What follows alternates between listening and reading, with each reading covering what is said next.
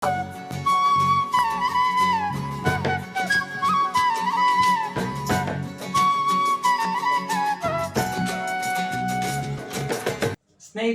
ಎಲ್ರಿಗೂ ನಮಸ್ಕಾರ.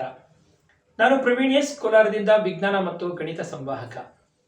ಇವತ್ತು ನಾವು ನಿಮಗೋಸ್ಕರ ವಿಜ್ಞಾನದಲ್ಲಿ ಭೌತಶಾಸ್ತ್ರ ಅಥವಾ ಫಿಸಿಕ್ಸ್ ಇದಕ್ಕೆ ಸಂಬಂಧಿಸಿದಂತೆ ಕೆಲವು ಪ್ರಶ್ನೆಗಳನ್ನ ಇವತ್ತು ನಿಮ್ಮ ಜೊತೆಗೆ ಚರ್ಚೆ ಮಾಡೋದಕ್ಕೆ ಅಂತ ತಂದಿದ್ದೀವಿ.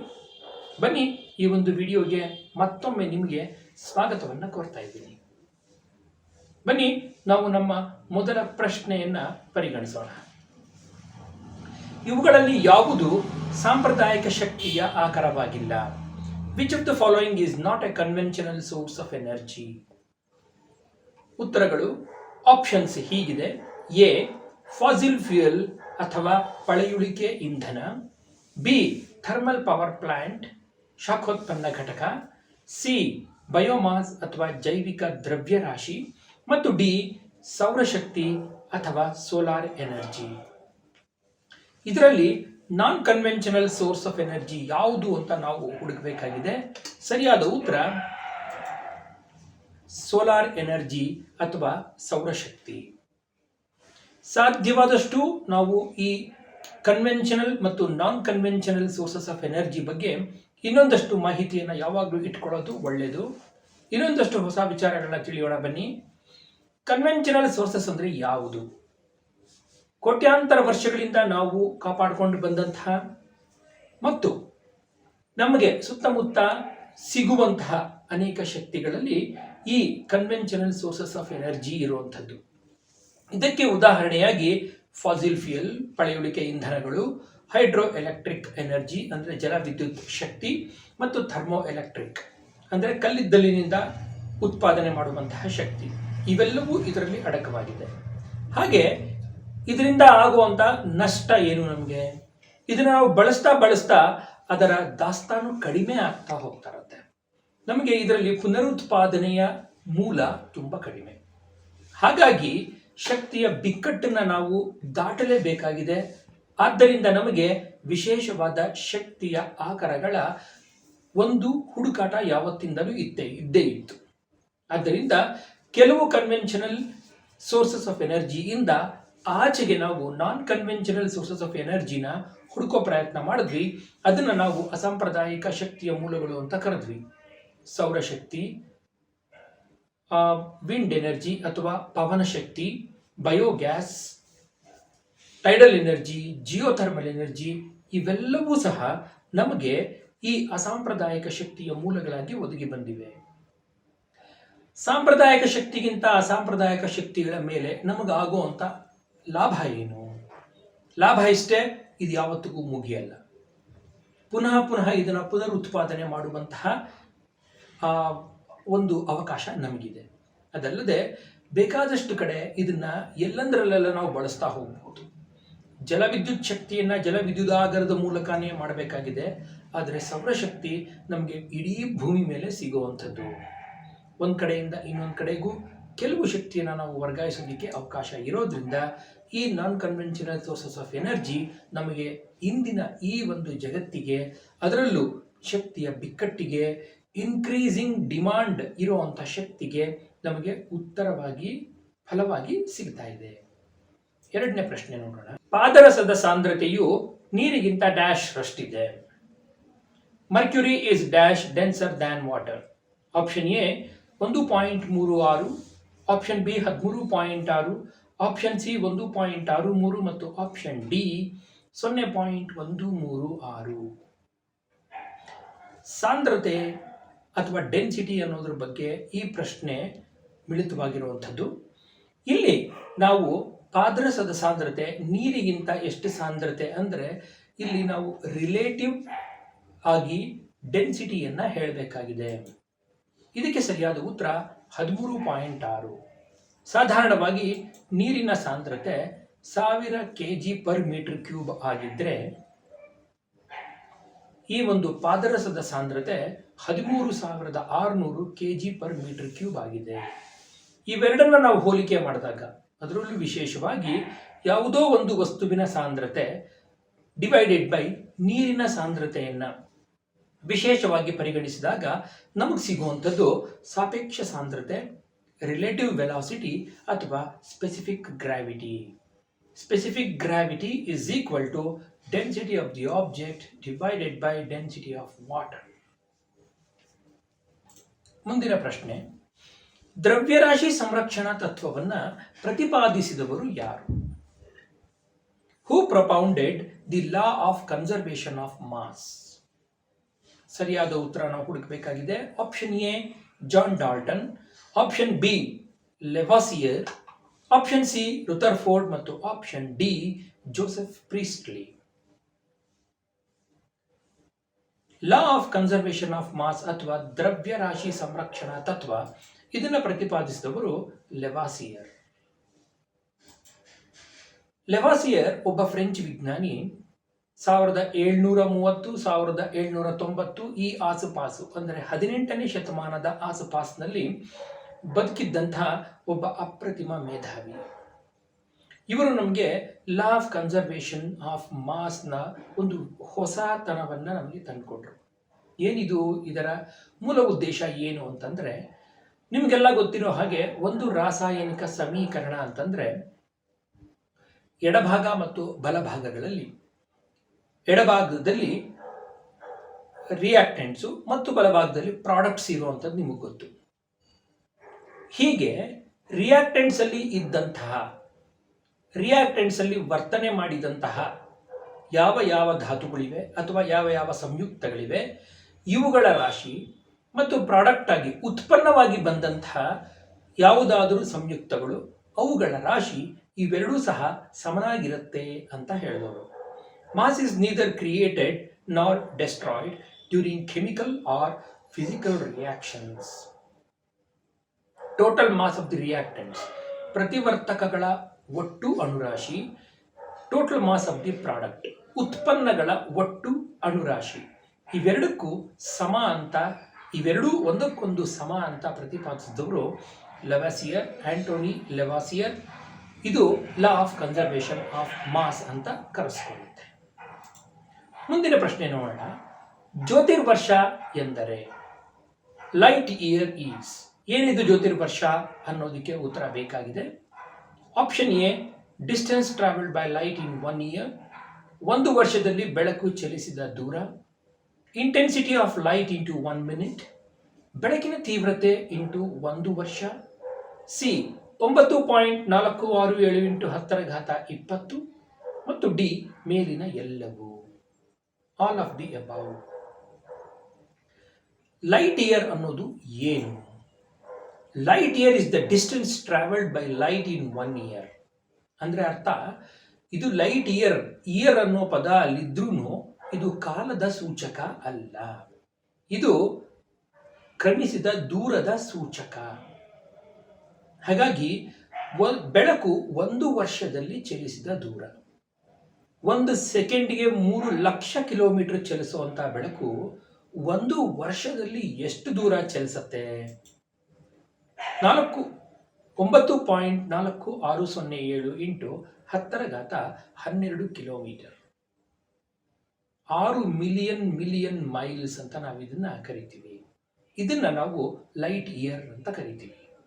ಈ ಲೈಟ್ ಇಯರ್ನ ಯಾಕೆ ಬಳಸ್ತೀವಿ ನಾವು? ಇಷ್ಟು ದೂರ ಏನೇನಿದೆ ಅನ್ನೋ ಪ್ರಶ್ನೆ ಬಂದಾಗ 2 ನಕ್ಷತ್ರಗಳ ನಡುವಿನ ದೂರವನ್ನ ನಾವು ಲೈಟ್ ಇಯರ್ ಇಂದನೋ ಅಥವಾ 3.26 ಲೈಟ್ ಇಯರ್ನ ಒಟ್ಟಿಗೆ ಸೇರಿಸಿ ಅದನ್ನು ಪಾರ್ಸೆಕ್ ಅನ್ನೋ ಇನ್ನೊಂದು ಯೂನಿಟ್ ಆಗಿ ಬಳಸಿ ಅದನ್ನು ಅಳಿತೀವಿ. ನಕ್ಷತ್ರಗಳ ದೂರವ ನಾವು ಈ ಲೈಟ್ ಇಯರ್ ಮೂಲಕ ಅಳೆಯುವಂಥದ್ದು. ನಕ್ಷತ್ರಗಳು ಯಾವುದು ಒಂದಕ್ಕೊಂದು ತುಂಬ ಹತ್ತಿರ ಇರುವಂಥವಲ್ಲ. ಈ ಅಗಾಧವಾದ ವ್ಯೋಮ ರಾಶಿಯಲ್ಲಿ ನಕ್ಷತ್ರಗಳು ಬೇಕಾದಷ್ಟು ಹರಡಿಕೊಂಡಿವೆ. ಒಂದು ನಕ್ಷತ್ರದಿಂದ ಇನ್ನೊಂದು ನಕ್ಷತ್ರಕ್ಕೆ ಲೈಟ್ ಇಯರ್ಗಳಷ್ಟು ಪಾರ್ಸೆಕ್ ಅಷ್ಟು ದೂರ ನಮಗೆ ಕಂಡು ಬಂದಿದೆ. ಹಾಗಾಗಿ ಅತ್ಯಂತ ದೊಡ್ಡ ಅಥವಾ ಅತ್ಯಂತ ಉದ್ದವಾದ ದೂರಗಳನ್ನು ನಾವು ಈ ಲೈಟ್ ಇಯರ್ ಮೂಲಕ ಅಳೆಯುವುದು ವಾಡಿಕೆ. ಮುಂದಿನ ಪ್ರಶ್ನೆ, fuse is characterized by. Fuse ತಂತಿಗೆ ಇರಬೇಕಾದ ಗುಣ ಯಾವುದು? Option A high resistance low melting point, ಹೆಚ್ಚು ರೋಧ ಹೆಚ್ಚು ದ್ರವಣ ಬಿಂದು. ಹೆಚ್ಚು ರೋಧ ಕಡಿಮೆ ದ್ರವಣ ಬಿಂದು. Option B low resistance high melting point, ಕಡಿಮೆ ರೋಧ ಹೆಚ್ಚು ದ್ರವಣ ಬಿಂದು. ಸಿ ಹೆಚ್ಚು ರೋಧ ಹೆಚ್ಚು ದ್ರವಣ ಬಿಂದು, high resistance high melting point. ಮತ್ತು D low resistance low melting point, ಕಡಿಮೆ ರೋಧ ಕಡಿಮೆ ದ್ರವಣ ಬಿಂದು. ಸರಿಯಾದ ಉತ್ತರ high resistance high melting point ಅಥವಾ ಹೆಚ್ಚು ರೋಧ ಕಡಿಮೆ ದ್ರವಣ ಬಿಂದು.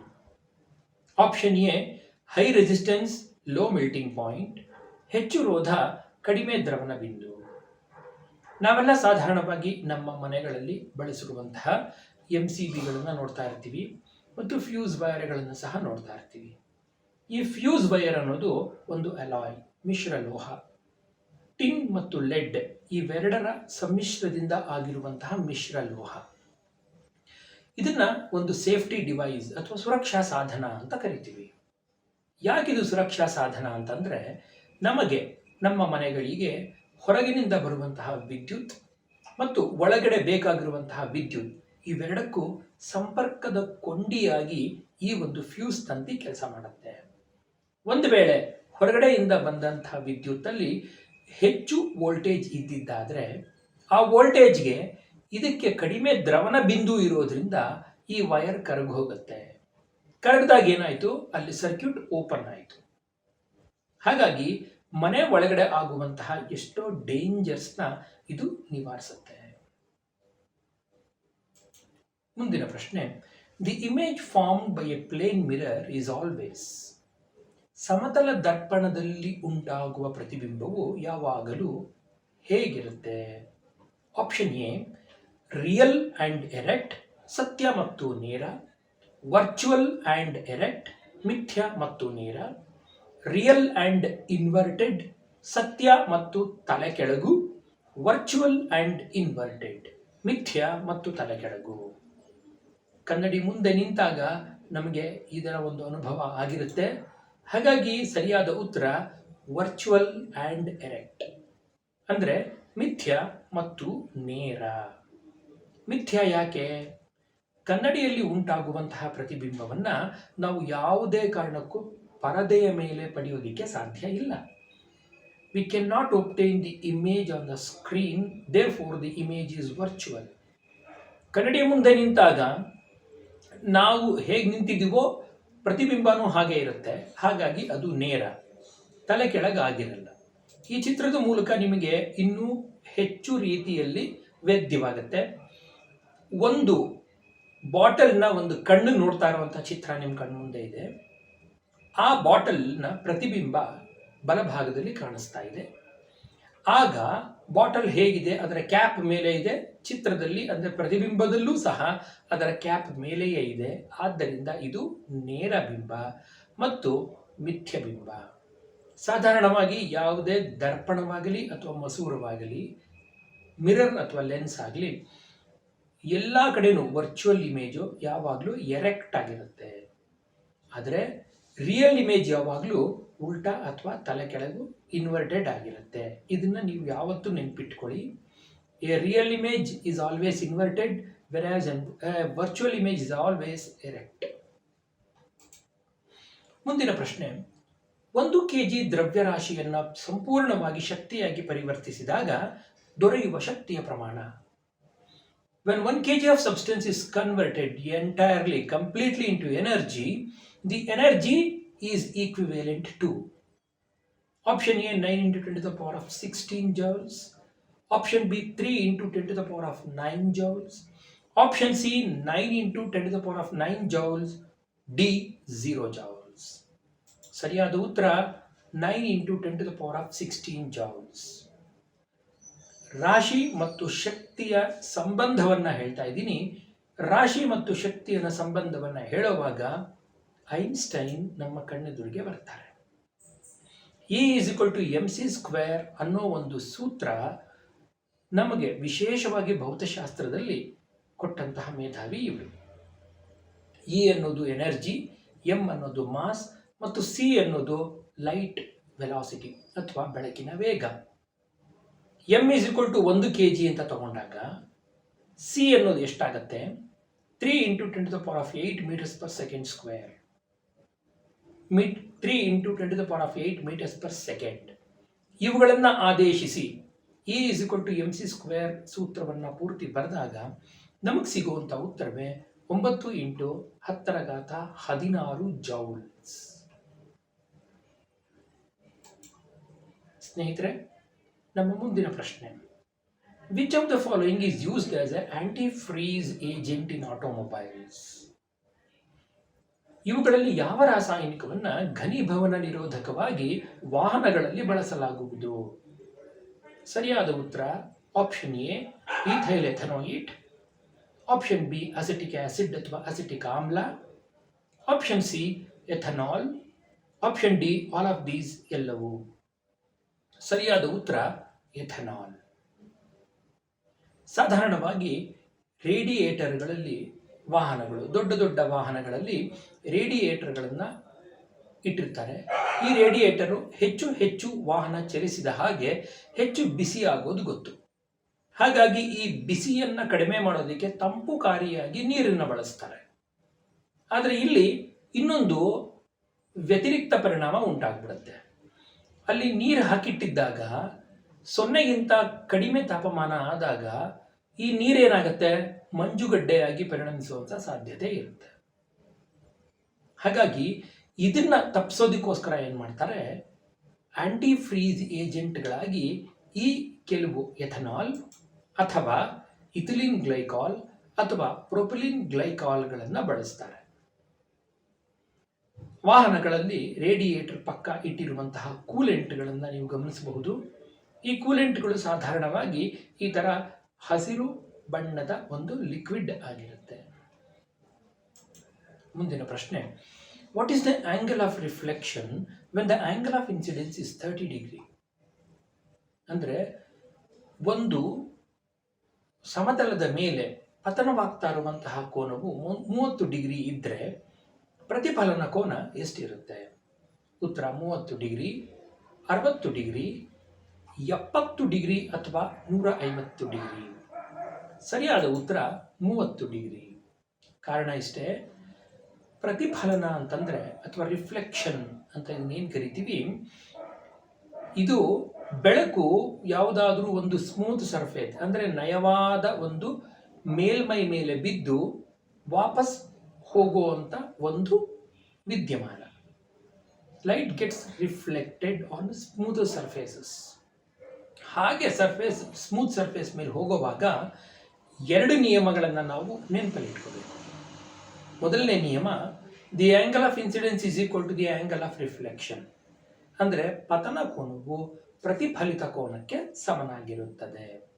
ಹಾಗೆ ಕೋನವನ್ನು ಅಳಿಬೇಕು ಅಂತಂದರೆ ನಮಗೆ ಒಂದು ಸ್ಟ್ಯಾಂಡರ್ಡ್ ಬೇಕು, ಒಂದು ರೆಫರೆನ್ಸ್ ಬೇಕು. ಆ ರೆಫರೆನ್ಸ್ ಯಾವುದು? ಅದು ನಾರ್ಮಲ್ ಅಥವಾ ಮಧ್ಯರೇಖೆ ಏನು ಡ್ರಾ ಮಾಡ್ತೀವಿ ಅದು. ಹಾಗಾಗಿ ಇಲ್ಲಿ ಐ ಮತ್ತು ಆರ್ ನೀವು ಗಮನಿಸಿದ ಹಾಗೆ 30 ಡಿಗ್ರಿ 30 ಡಿಗ್ರಿ ಪತನ ಕಿರಣ ಇನ್ಸಿಡೆಂಟ್ ರೇ ಮತ್ತು ಪ್ರತಿಫಲಿತ ಕಿರಣ ರಿಫ್ಲೆಕ್ಟೆಡ್ ರೇ. ಇದು ಮೊದಲನೇ ನಿಯಮ. ಆದರೆ ಎರಡನೇ ನಿಯಮ ಯಾವುದು? ದಿ ಇನ್ಸಿಡೆಂಟ್ ರೇ, ದಿ ರಿಫ್ಲೆಕ್ಟೆಡ್ ರೇ and the normal drawn at the point of reflection, they all ಲೈ ಇನ್ ದಿ ಸೇಮ್ ಪ್ಲೇನ್. ಇವೆಲ್ಲವೂ ಒಂದೇ ಸಮತಲದಲ್ಲಿ ಇದೆ ಅನ್ನೋದು ಎರಡನೇ ನಿಯಮ. ಈ 2 ನಿಯಮಗಳನ್ನು ನೀವು ನೆನಪಿಟ್ಕೊಳ್ಳಿ. ಮುಂದಿನ ಪ್ರಶ್ನೆ, the unit of universal gravitational constant is. ಗುರುತ್ವ ಸ್ಥಿರಾಂಕದ ಏಕಮಾನ ಯಾವುದು? ಗುರುತ್ವ ಸ್ಥಿರಾಂಕದ ಏಕಮಾನ newton metre square per KG square. ಹೇಗೆ ಬಂತಿದು? ಗುರುತ್ವದ ಒಂದು ಸಿದ್ಧಾಂತದ ಪ್ರಕಾರ ಯಾವುದೇ 2 ಕಾಯಗಳ ನಡುವೆ m1 ಮತ್ತು m2 ರಾಶಿ ಇರುವಂತಹ 2 ಕಾಯಗಳ ನಡುವೆ ಗುರುತ್ವಾಕರ್ಷಣ ಬಲ ಏರ್ಪಟ್ಟಿರುತ್ತೆ. ಈ 2 ಕಾಯಗಳು ಒಂದು ವೇಳೆ r ಅನ್ನೋ ಅಷ್ಟು ದೂರದಲ್ಲಿದ್ದರೆ ಆ 2 ಕಾಯಗಳ ನಡುವೆ ಇರುವಂತಹ ಬಲ, ಗುರುತ್ವ ಬಲ ಎಷ್ಟು ಅನ್ನೋದಕ್ಕೆ ನ್ಯೂಟನ್ ಈ ರೀತಿಯ ಒಂದು ಸೂತ್ರವನ್ನು ಕೊಟ್ಟಿದ್ದಾರೆ. F = Gm1m2/r². ಹಾಗಾಗಿ ಇದು G ಗುರುತ್ವ ಸ್ಥಿರಾಂಕ. ಇದರ ಮೌಲ್ಯ 6.67 into 10⁻11 newton metre square per KG square. ಸ್ಥಿರಾಂಕದ ಮೌಲ್ಯ ಅಷ್ಟೇ ಅಲ್ಲ, ಸ್ಥಿರಾಂಕದ ಮೌಲ್ಯದಲ್ಲಿ ಬಳಸಲಾಗಿರುವಂತಹ ಏಕಮಾನವನ್ನು ಸಹ ನೀವು ನೆನ್ಪಿಟ್ಕೋಬೇಕಾಗತ್ತೆ. ಮುಂದಿನ ಪ್ರಶ್ನೆ, this is the cryogenic temperature. Cryogenic ತಾಪಮಾನ ಇದಾಗಿದೆ. ಯಾವುದು? 93 kelvin, 0 degree Celsius, 273 kelvin, 98.6 Fahrenheit. ಸರಿಯಾದ ಉತ್ತರ 93 ಕೆಲ್ವಿನ್. ಕ್ರಯೋಜೆನಿಕ್ ಟೆಂಪರೇಚರ್ ಅಥವಾ ಕ್ರಯೋಜೆನಿಕ್ ಯಂತ್ರ ಅಂತಂದ್ರೆ ಅತ್ಯಂತ ಕಡಿಮೆ ತಾಪಮಾನವನ್ನ ಬಳಸಿಕೊಂಡು ಕೆಲಸ ಮಾಡುವಂತ ಯಂತ್ರ ಅಂತ ಹೆಸರು. 93 ಕೆ ಅಂದ ತಕ್ಷಣ ನಮಗೆ 93 ಡಿಗ್ರಿ ಸೆಲ್ಸಿಯಸ್ ಅಂತ ಆಲೋಚನೆ ಬರುತ್ತೆ. ಅದು ತಪ್ಪು. 93 ಕೆ ಅಂತಂದ್ರೆ -180 ಡಿಗ್ರಿ ಸೆಲ್ಸಿಯಸ್ ಅನ್ನೋದನ್ನ ನಾವು ನೆನಪಿಟ್ಕೋಬೇಕು. ಮುಂದಿನ ಪ್ರಶ್ನೆ ನೋಡೋಣ. The instrument that measures current is. ವಿದ್ಯುತ್ ಪ್ರವಾಹವನ್ನ ಅಳೆಯುವಂತಹ ಏಕಮಾನ ಅಥವಾ ವಿದ್ಯುತ್ ಪ್ರವಾಹವನ್ನ ಅಳೆಯುವಂತಹ ಸಾಧನ ಯಾವುದು? ಉತ್ತರಗಳು: ವೋಲ್ಟ್ ಮೀಟರ್, ಆಮೀಟರ್, ಗ್ಯಾಲ್ವನಾಮೀಟರ್, ರಿಯೋಸ್ಟಾಟ್. ಸರಿಯಾದ ಉತ್ತರ ಆಮೀಟರ್. ಈ 4 ಯಂತ್ರಗಳನ್ನ ಈ ಒಂದು ವಿದ್ಯುತ್ ಶಕ್ತಿಯ ವಿಚಾರವಾಗಿ ಸ್ವಲ್ಪ ನೆನ್ಪಿಟ್ಕೊಳ್ಳಿ. Number 1 volt meter. ಇದೇನ್ ಮಾಡುತ್ತೆ? ಯಾವುದೇ ಒಂದು ವಿದ್ಯುತ್ ಮಂಡಲದಲ್ಲಿ ಯಾವುದೇ 2 ಬಿಂದುಗಳ ನಡುವಿನ ವಿಭವಾಂತರವನ್ನ ಕಂಡುಹಿಡಿಯೋದಕ್ಕೆ ನಾವು ಈ volt ಮೀಟರ್ನ ಬಳಸ್ಕೋತೀವಿ. Volt meter is a device to measure potential difference between 2 points in a circuit. Ammeter ಒಂದು ವಿದ್ಯುತ್ ಪ್ರವಾಹ ಇರುವಂತಹ ಒಂದು ಮಂಡಲದಲ್ಲಿ ವಿದ್ಯುತ್ ಪ್ರವಾಹದ ಮೌಲ್ಯ ಎಷ್ಟು ಅಂತ ಕಂಡುಹಿಡಿಯೋದಕ್ಕೆ. An ammeter is a device used to measure current in a circuit. Galvanometer ಏನಿದು? Galvanometer is a device used in a electric circuit to know the presence of current ಮತ್ತು ಡೈರೆಕ್ಷನ್ ಆಫ್ ಕರೆಂಟ್. ಅಂದ್ರೆ ವಿದ್ಯುತ್ ಪ್ರವಾಹ ಇದೆಯಾ ಇಲ್ವಾ, ಇದ್ರೆ ಯಾವ ದಿಕ್ಕಲ್ಲಿದೆ ಅಂತ ಸೂಚಿಸೋದಕ್ಕೆ ಮಾತ್ರನೇ ಗ್ಯಾಲ್ವನಾಮೀಟರ್ನ ಉಪಯೋಗಿಸೋದು. ಗ್ಯಾಲ್ವನಾಮೀಟರ್ನಲ್ಲಿ ಯಾವುದೇ ತರಹದ ರೀಡಿಂಗ್ಸ್ ನಮಗೆ ಸಿಗಲ್ಲ. ಎಷ್ಟು ದೂರ ಹೋಗಿದೆ, ಎಷ್ಟು ಪ್ರಮಾಣ ವಿದ್ಯುತ್ ಹರಿತಾ ಇದೆ ಅನ್ನೋದನ್ನ ನಮಗೆ ನಿಖರವಾಗಿ ಹೇಳಬೇಕು ಅಂತಂದ್ರೆ ಅದು ಆಮೀಟರ್ ಇಂದ ಮಾತ್ರ ಸಾಧ್ಯ. ರಿಯೋಸ್ಟಾಟ್ ಅನ್ನೋದು ರೋಧದ ವೇರಿಯಬಿಲಿಟಿ, ಅಂದ್ರೆ ರಿಯೋಸ್ಟಾಟ್ ವೇರಿಯಬಲ್ ರೆಸಿಸ್ಟೆನ್ಸ್ಗಳನ್ನ ಒಂದು ಸರ್ಕ್ಯೂಟ್ನಲ್ಲಿ ಉತ್ಪತ್ತಿ ಮಾಡುವಂಥ ಸಾಧನ ರಿಯೋಸ್ಟಾಟ್. ನಮಗೆ ನಮ್ಮ ಎಕ್ಸ್ಪೆರಿಮೆಂಟಲ್ ಪರ್ಪಸ್ಗೆ 3 ಓಮ್ ರೆಸಿಸ್ಟೆನ್ಸ್ ಬೇಕಾಗುತ್ತೆ, 10 ಓಮ್ ರೆಸಿಸ್ಟೆನ್ಸ್ ಬೇಕಾಗುತ್ತೆ. ಈ ತರ ಒಂದೇ ಒಂದು ಯೂನಿಟ್ ಇಂದ, ಒಂದೇ ಒಂದು ಇನ್ಸ್ಟ್ರೂಮೆಂಟ್ ಇಂದ ನಾವು ರೆಸಿಸ್ಟೆನ್ಸ್ ನ ವೇರಿ ಮಾಡೋದಕ್ಕೆ ಸಾಧ್ಯ ಇದೆ. ಅದು ರಿಯೋಸ್ಟಾಟ್. ಇಲ್ಲಿ ನಿಮಗೆ ಈ ಒಂದು ಆಮೀಟರ್ನ ಒಂದು ಚಿತ್ರ ಇಲ್ಲಿ ಕಣ್ಮುಂದೆ ಇದೆ. ಮಿಲಿ ಆಂಪ್ಸ್ ಅಲ್ಲಿ ಈ ಒಂದು ಯೂನಿಟ್ ನಾವು ಹುಡುಕಬಹುದು. ಮಿಲಿ ಆಂಪ್ಸ್ ನಲ್ಲಿ ಈ ಒಂದು ಇನ್ಸ್ಟ್ರೂಮೆಂಟ್ ಕರೆಂಟ್ ನ ಮೆಷರ್ ಮಾಡಿ ಹೇಳುತ್ತೆ. ಅಂದ್ರೆ ಬೇರೆ ಬೇರೆ ವಿದ್ಯುತ್ನ ಮಂಡಲಗಳಿಗೆ ಬೇರೆ ಬೇರೆ ತರಹದ ಆಮೀಟರ್ಗಳನ್ನ ನಾವು ಕೆಪಾಸಿಟಿಗೆ ತಕ್ಕ ಹಾಗೆ ಬಳಸಬಹುದಾಗಿದೆ. ಮುಂದಿನ ಪ್ರಶ್ನೆ, match the column A with the units in the column B. ಇಲ್ಲಿ 4 ಭೌತ ಪರಿಮಾಣಗಳು ಮತ್ತು ಅದರ ಪಕ್ಕ 4 ಏಕಮಾನಗಳನ್ನು ನೀಡಲಾಗಿದೆ. ಈಗ ನೀವೇನ್ ಮಾಡಬೇಕು? ಎ ಮತ್ತು ಬಿ ಗಳನ್ನು ಮ್ಯಾಚ್ ಮಾಡಬೇಕಾಗಿದೆ. Luminous intensity, amount of substance, plane angle ಮತ್ತು ಸಾಲಿಡ್ ಆಂಗಲ್. ಕಾಲಮ್ ಬಿ ನಲ್ಲಿ ರೇಡಿಯನ್ಸ್, ಸ್ಟೆರಾಡಿಯನ್, ಮೋಲ್ ಮತ್ತು ಕ್ಯಾಂಡೆಲಾ. ಸರಿಯಾದ ಉತ್ತರ ಸಿ. ಅಂದ್ರೆ ಲೂಮಿನಸ್ ಇಂಟೆನ್ಸಿಟಿ, ಈ ಭೌತ ಪರಿಮಾಣವನ್ನ ನಾವು ಅಳೆಯೋದಿಕ್ಕೆ ಬಳಸುವಂತ ಏಕಮಾನ ಕ್ಯಾಂಡೆಲಾ. ಅಮೌಂಟ್ ಆಫ್ ಸಬ್ಸ್ಟೆನ್ಸ್, ವಸ್ತುವಿನ ಪ್ರಮಾಣ, ಇದನ್ನ ಅಳೆಯೋದಿಕ್ಕೆ ಬಳಸುವಂತ ಏಕಮಾನ ಮೋಲ್. ಪ್ಲೇನ್ ಆಂಗಲ್ ಅಂದ್ರೆ ಸಮತಲದಲ್ಲಿ ಉಂಟಾಗುವಂತಹ ಕೋನ, ಇದನ್ನ ನಾವು ರೇಡಿಯನ್ ಮೆಷರ್ ಅಲ್ಲಿ ತಗೋತೀವಿ. ಅದೇ ಸಾಲಿಡ್ ಆಂಗಲ್, ಇದನ್ನ ಮೆಷರ್ ಮಾಡೋದಿಕ್ಕೆ ಅಂದ್ರೆ ಇದನ್ನ ಅಳೆಯೋದಿಕ್ಕೆ ನಾವು ಬಳಸುವಂತ ಏಕಮಾನ ಸ್ಟೆರಾಡಿಯನ್. ಹಾಗಾಗಿ ಸರಿಯಾದ ಉತ್ತರ ಸಿ. ಸ್ನೇಹಿತರೆ, ಈ ರೀತಿಯಾಗಿ ಒಂದೇ ಪ್ರಶ್ನೆಯಲ್ಲಿ ಮಲ್ಟಿಪಲ್ ಪ್ರಶ್ನೆಗಳನ್ನು ಕೇಳುವಂಥ ಸಂದರ್ಭಗಳಿರುತ್ತೆ. ಹಾಗಾಗಿ ಈ ಉತ್ತರವನ್ನು ನಾವು ಕೊಡುವಾಗ ಸ್ವಲ್ಪ ಎಚ್ಚರಿಕೆಯಿಂದ ಕೊಡೋದು ಒಳ್ಳೆಯದು. ಬನ್ನಿ ಮುಂದಿನ ಪ್ರಶ್ನೆ ನೋಡೋಣ. ಇವುಗಳಲ್ಲಿ ಯಾವುದಕ್ಕೆ ಸ್ನಿಗ್ಧತೆ ಹೆಚ್ಚಾಗಿದೆ? Which of these fluids has the highest viscosity? Water ನೀರು, ಹನಿ ಜೇನುತುಪ್ಪ, ಬ್ಲಡ್ ರಕ್ತ ಅಥವಾ ಏರ್ ಗಾಳಿ? ಸರಿಯಾದ ಉತ್ತರ ಹನಿ ಅಥವಾ ಜೇನುತುಪ್ಪ. ಯಾವುದೇ ದ್ರವ ಆಗಲಿ ಹಾಕಿದ ತಕ್ಷಣ ಹರಿಯೋದು ಅದರ ಗುಣ.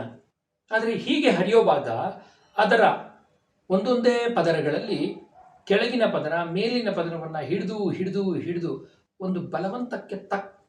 ಒಂದು ಬಲವಂತಕ್ಕೆ ಹಿಡಿಯುವಂತಹ ಏನು ಗುಣ ಇದೆ, ಇದನ್ನು ನಾವು ಸ್ನಿಗ್ಧತೆ ಅಥವಾ ವಿಸ್ಕಸಿಟಿ ಅಂತ ಕರಿತೀವಿ. ಯಾವುದು ಲಿಕ್ವಿಡ್ ತುಂಬ ಥಿಕ್ ಆಗಿರುತ್ತೆ, ಯಾವುದು ಸುಲಭವಾಗಿ ದ್ರವಿಸೋದಿಲ್ಲ, ಹರಿಯೋದಿಲ್ಲ ಅಂಥದ್ದನ್ನು ನಾವು ಹೈಲಿ ವಿಸ್ಕಸ್ ಅಂತ ಕರಿತೀವಿ. ನೀರು, ರಕ್ತ, ಗಾಳಿ ಇವೆಲ್ಲವೂ ತುಂಬ ಲಿಬರಲ್ ಆಗಿರುವಂಥದ್ದು. ಆದರೆ ಜೇನುತುಪ್ಪ ಅಷ್ಟು ಸುಲಭವಾಗಿ ಹರಿಯುವಂಥದ್ದಲ್ಲ. ಇನ್ನು ಉಳಿದ ಕೆಲವು ದ್ರವಗಳ ವಿಸ್ಕಸಿಟಿನ ಇಲ್ಲಿ ಕೊಡಲಾಗಿದೆ. ವಾಟರ್ 1.0 ಅಂತ ತಗೊಂಡ್ರೆ, ಬ್ಲಡ್ 2.7, ರಕ್ತ, ಮೆಷಿನ್ ಆಯಿಲ್, ಗ್ಲಿಸರಿನ್, ಹನಿ 200 ಅಂತ ಇದೆ, ಏರ್ 0.017 ಅನ್ನೋದು ವಿಸ್ಕಸಿಟಿನ ಒಂದು ಯೂನಿಟ್ಟಲ್ಲಿ ಇದನ್ನು ಕೊಡಲಾಗಿದೆ. ನೀವು ಚಿತ್ರದಲ್ಲೂ ಗಮನಿಸಬಹುದು, ನೀರು ಎಷ್ಟು ಸರಾಗವಾಗಿ ಹರಿತಾ ಇದೆ, ಆದರೆ ಜೇನುತುಪ್ಪ ಅಷ್ಟು ಸರಾಗವಾಗಿ ಹರಿಯೋದಿಲ್ಲ. ಹಾಗಾಗಿ ಜೇನುತುಪ್ಪಕ್ಕೆ ಅತ್ಯಂತ ಹೆಚ್ಚಿನ ಸ್ನಿಗ್ಧತೆ ಇದೆ. Honey is highly viscous fluid when compared to water, air and blood. ಮುಂದಿನ ಪ್ರಶ್ನೆ, ಡೆಸಿಬಲ್ ಎನ್ನುವುದು? A decibel is a. Decibel ಅನ್ನೋದು ಏನು ಅನ್ನೋದನ್ನ ನಾವು ಈ ಒಂದು 4 ಆಪ್ಷನ್ಗಳಿಂದ ಆಯ್ಕೆ ಮಾಡಬೇಕಾಗಿದೆ. Option A, unit of heat, ಉಷ್ಣದ ಏಕಮಾನ. Option B, unit of temperature, ತಾಪದ ಏಕಮಾನ. Option C, unit of intensity of sound, ಶಬ್ದ ತೀವ್ರತೆಯ ಏಕಮಾನ. ಮತ್ತು option D, instrument to measure earthquake, ಭೂಕಂಪನವನ್ನು ಅಳೆಯುವ ಸಾಧನ. ಸರಿಯಾದ ಉತ್ತರ unit of intensity of sound. ಶಬ್ದದ ಒಂದು ತೀವ್ರತೆಯನ್ನು ಅಳೆಯೋದಿಕ್ಕೆ ನಾವು ಈ ಡೆಸಿಬಲ್ ಸ್ಕೇಲ್ ಅನ್ನ ಬಳಸ್ತೀವಿ. ಯಾವ್ಯಾವುದು ಎಷ್ಟು ಶಬ್ದವನ್ನ ಮಾಡುತ್ತೆ ಅನ್ನೋದಕ್ಕೆ ಇಲ್ಲಿ ಒಂದು ನಿದರ್ಶನ ಇದೆ. 0 ಡೆಸಿಬಲ್ಸ್.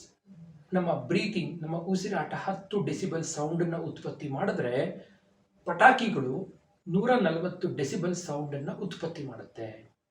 ಹೀಗೆ ಡೆಸಿಬಲ್ನ ಶ್ರೇಣಿ 0ಯಿಂದ ಹಿಡಿದು 140ರವರೆಗೂ ಇರುವಂಥದ್ದು. ಹೆಚ್ಚು ಮಾಲಿನ್ಯಕ್ಕೆ ಒಳಗಾಗುವಂಥದ್ದು, ಮಾಲಿನ್ಯಕಾರಕವಾದಂತಹ ಅಂಶಗಳು ಎಷ್ಟು ಡೆಸಿಬಲ್ಸಲ್ಲಿ ಬರುತ್ತೆ ಅನ್ನೋದ್ರ ಮೇಲೆ ಮತ್ತೆ ನಿರ್ಧಾರ ಆಗುತ್ತೆ. ವಾಯು ಮಾಲಿನ್ಯ, ಜಲಮಾಲಿನ್ಯ ಆದಮೇಲೆ ನಾವು ಎದುರಿಸ್ತಾ ಇರುವಂಥ ಅತ್ಯಂತ ದೊಡ್ಡ ಸವಾಲು ಅಂತಂದರೆ ಈ ಶಬ್ದದ ಮಾಲಿನ್ಯ.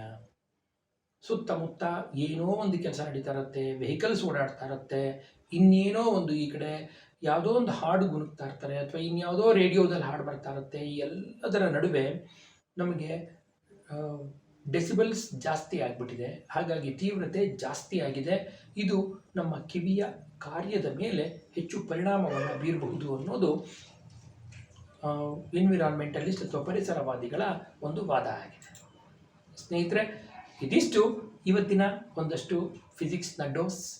ಮುಂದಿನ ಮತ್ತೊಂದಷ್ಟು ಫಿಸಿಕ್ಸ್ನ ಡೋಸ್ಗೆ ತಯಾರಾಗಿರಿ. ಮುಂದಿನ ವಿಡಿಯೋದಲ್ಲಿ ನಿಮ್ಮನ್ನು ಭೇಟಿ ಮಾಡ್ತೀನಿ.